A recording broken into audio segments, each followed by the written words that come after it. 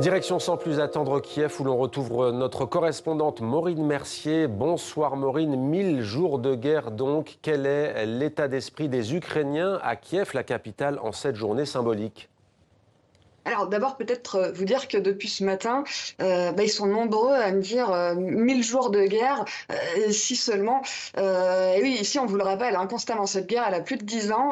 L'annexion de la Crimée, le début de la guerre dans le Donbass, c'était, en 2014. Mais évidemment, malgré tout, cette journée elle reste, très importante, très symbolique, d'autant plus qu'on est dans ce moment, charnière de tension aussi, hein, élection de Donald Trump, l'Ukraine qui est en très grande difficulté sur le front. Ces dernières attaques sur les infrastructures ce week-end, ici on vit tous avec des coupures de courant des heures durant.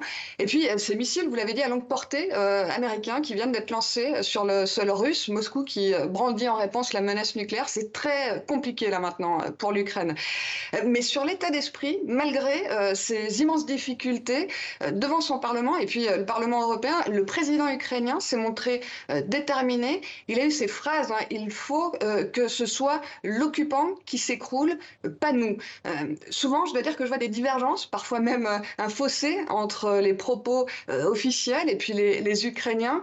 Là, je dois vous dire que c'est plutôt aligné. Les Ukrainiens me disent, on comprend qu'à terme, on risque de se retrouver peut-être bien seul face à la Russie. Et si c'est ainsi, c'est ainsi. C'est vraiment un moment très compliqué pour l'Ukraine, mais je dois dire que plutôt que de l'abattement, je sens monter, il y a vraiment ça dans l'air, comme une nouvelle forme de détermination.